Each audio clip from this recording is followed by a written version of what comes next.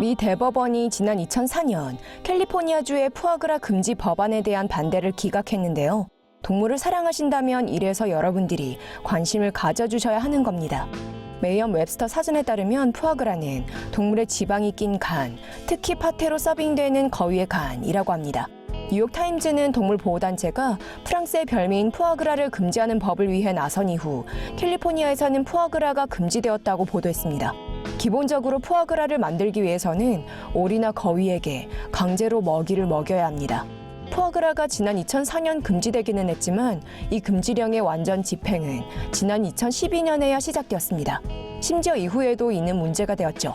법적인 도전들로 캘리포니아 주에서는 지난 6년간 몇 번이고 번복되었다고 SF 게이트는 전했습니다. 그러나 현재 미 대법원이 이 법에 반대되는 사례를 심리하기를 거부하면서 캘리포니아에서는 푸아그라를 판매하거나 생산하는 것이 불법이 되었습니다. 이 법을 위반하고 푸아그라를 팔다 적발되면 최대 $1,000, 하나 약 100만 원의 벌금형을 받을 수 있습니다. 아직도 왜 금지될 수 있게 된 건지는 확실치 않으나 알려드리죠. 푸아그라를 만들기 위해 금속관이 오리나 거위의 목구멍으로 강제로 들어가고 강제로 먹이를 먹입니다. 원 그린플래닛.org에 따르면 이 절차는 위관 영양법이라고 불린다고 하는데요. 이 동물들은 이후 간에 지방이 쌓여 간이 10배는 더욱 커질 때까지 강제로 먹이를 먹게 됩니다. 결국 동물들은 도살당하고 그들의 간은 파테로 조리됩니다. 동물합법보호기금의 소속 변호사인 벨시 에벨리 씨는 SF 게이트 측에 금지법을 반대하는 사례를 심리하지 않기로 결정 내린 대법원의 결정에 아주 기뻤다고 전했습니다. 모나크 나비의 이주는 물론이고 곤충의 이동은 아직도 자연세계의 미스터리로 남아있습니다. 그러나 현재 새 과학 논문에 따르면 한때 잘 알려져 있지 않았던 푸른 무늬 왕잠자리의 이동 경로가 밝혀졌다고 합니다. 메릴랜드 볼티모어 카운티 대학 연구팀이 최초로 푸른 무늬 왕잠자리의 연례 이주 사이클을 알아냈습니다. Biology Latters라는 저널에 실린 이번 논문에 따르면 수소 안정 동위원소 분석을 통해 연구원들이 140년 기간 동안에 8개국가로부터의 왕잠자리 800마리 이상의 날개 샘플에 대해 분석했습니다. 분석된 날개는 야생 세계에서 잡힌 종들, 그리고 박물관에 보관된 종들의 것이었습니다. 연구원들은 이 왕잠자리가 3세대에 걸쳐 1년 주기 이주 사이클을 완성하게 되었다는 사실을 발견했는데요. 첫 이주는 2월에서 3월 사이 발생합니다. 왕잠자리는 5월이 되면 미국 남부, 멕시코 및 캐리비안에서 떠나 중서부 지방에 도달합니다. 첫 세대는 이곳에서 알을 낳고 죽습니다. 두 번째 세대 왕잠자리는 남쪽으로 다시 향하고 일단 이들이 다 자라서 알을 낳을 때가 되면 그들의 목적지에 도달하게 됩니다. 세 번째 그리고 마지막 세대는 이동하지는 않지만 알을 낳게 되고 이 알에서 태어나는 잠자리들이 이듬해 봄에 다시 시작될 사이클을 다시 시작하게 됩니다. 연구원들은 이주하는 곤충들이 이주 사이클 동안 어떻게 선택 경로를 알고 있는지 아직 이해하지 못하고 있습니다. 기후변화가 이런 과정에 위협이 될 수도 있습니다.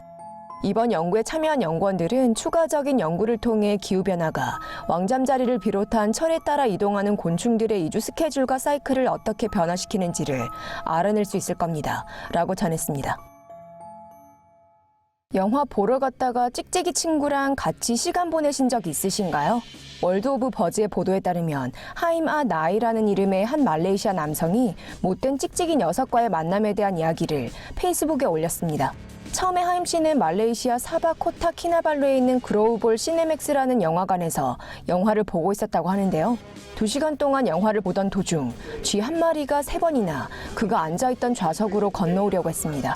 하임 씨는 신발과 팝콘 박스로 쥐를 쫓아내려고 했지만 이 쥐는 자꾸 돌아올 뿐이었습니다.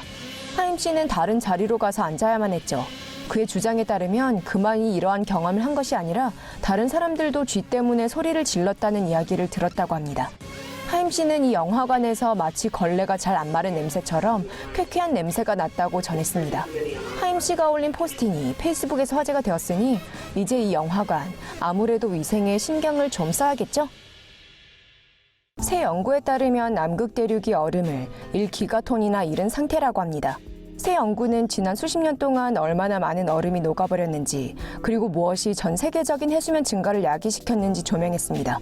국립과학원 회보 저널에 실린 한 연구에 따르면 기후에 의해 빙하가 녹는 바람에 40년 이상 동안 매년 6배의 얼음이 남극 대륙에서 녹아나가고 있습니다.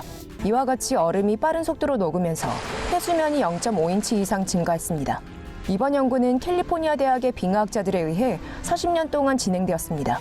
미 항공우주국의 제트 추진 연구소와 네덜란드의 위트레흐트 대학교는 남극 대륙의 분지 176개를 포함한 18개 지역, 그리고 1979년에서 2017년에 걸친 남극 대륙 인근 섬들을 연구했습니다. 연구팀은 남극의 얼음 대륙에서 1979년에서 1990년까지 40기가톤이라는 질량이 떨어져 나갔다는 사실을 발견했습니다.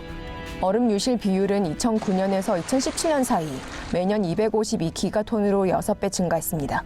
연구팀은 미 항공우주국의 아이스브리지 사업이라는 관찰 위성 레이더에 의해 촬영된 항공 이미지를 분석하고 1970년대 이후 진행되어 왔던 랜드셋 인공위성 이미지를 연구함으로써 데이터를 수집했습니다.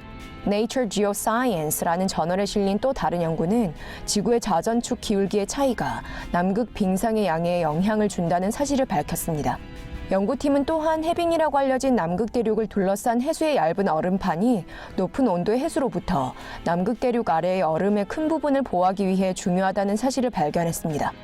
현재 남극 대륙의 해빙의 수준은 1979년부터 측정하기 시작한 이래 가장 낮다고 합니다. 과학자들은 인간이 배출해내는 이산화탄소의 농도 증가가 남극 빙상의 안정성을 위협할 수도 있고 치명적인 수준으로 해수면 증가를 야기시킬 수도 있다고 경고하고 있습니다. ODT 센트럴의 보도에 따르면 63세인 베트남 여성이 복강경 수술을 받다가 종양으로 진단받았던 그 무엇인가를 목에서 꺼냈다고 하는데요. 종양인 줄만 알았던 이 여성의 목에 줄곧 들러붙어 있었던 이 물질은 알고 보니 거머리 한 마리였습니다. 몇 주 동안 이 여성은 심한 두통과 코막힘, 그리고 목에서 자꾸 가래가 흘러나오는 증상을 겪었는데요. 이후 그녀는 지역 병원으로 가기로 마음먹었으며 검진을 받을 수 있게 되었습니다. 몇몇 검진을 받고 나서 그녀는 목에 종양이 있다는 진단을 받았는데요. 종양 제거 시술을 받는 동안 의사는 그녀의 목에 붙어 있던 것이 종양이 아니라 사실은 살아있는 거머리 한 마리였다는 것을 알아냈죠. 의사 산 남 씨의 말에 따르면 그녀가 이 증상을 겪은 기간으로부터 이 기생충이 그녀의 목에 3개월 동안 기생했다고 합니다. 이 거머리는 아마도 작은 크기였을 테지만 몸에서 피를 빨아대면서 의사들이 발견했을 때에는 그 크기가 더욱 커졌을 겁니다. 더 선지에 따르면 이 여성이 천연 온천욕을 자주 했기 때문에 이 기생충에 감염된 것일 수 있다고 합니다. 의사는 또한 이것이 아주 희귀한 사례이며 진단이 쉽지 않다고 전했습니다. 만일 이 거머리를 즉시 제거하지 않는다면 환자는 아마 심한 두통과 얼굴 통증을 경험할 수도 있으며 심지어는 목숨을 위협할 수도 있는 호흡 문제가 발생할 수도 있다고 합니다. 늠름해 보이는 백호는 종종 다른 종의 일부라고 불리기도 하고 심지어는 멸종위기에 처했다는 주장이 있기도 하지만 이는 모두 거짓인데요. 왜 그런지 설명드리도록 할게요. 케니를 만나보시죠. 그의 짧은 주둥이, 튀어나온 아래턱, 눈의 위치 및 흰색 털이 모두 참혹한 근친교배의 결과입니다. 케니는 지난 1998년 한 호랑이 농장에서 태어났는데요.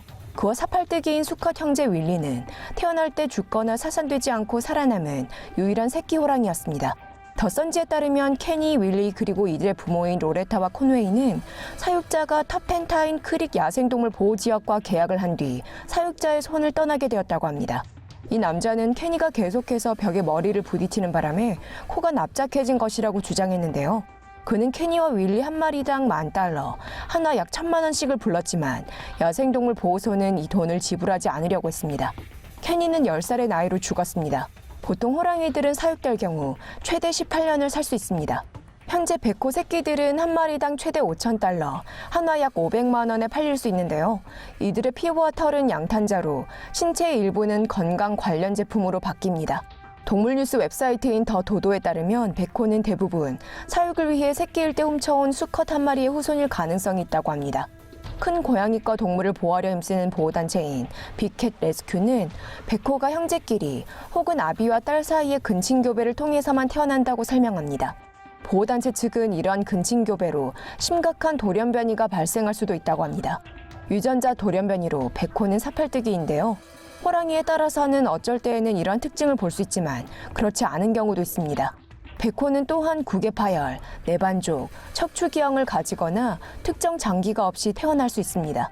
이러한 유전자 변형은 백호에게만 영향을 미치는 것은 아닌데요. 이런 현상은 라이거에게서도 나타납니다. 이는 호랑이 암컷과 사자 수컷을 교배한 것이며 사자 암컷과 호랑이 수컷을 교배한 경우는 타이곤이라고 부릅니다.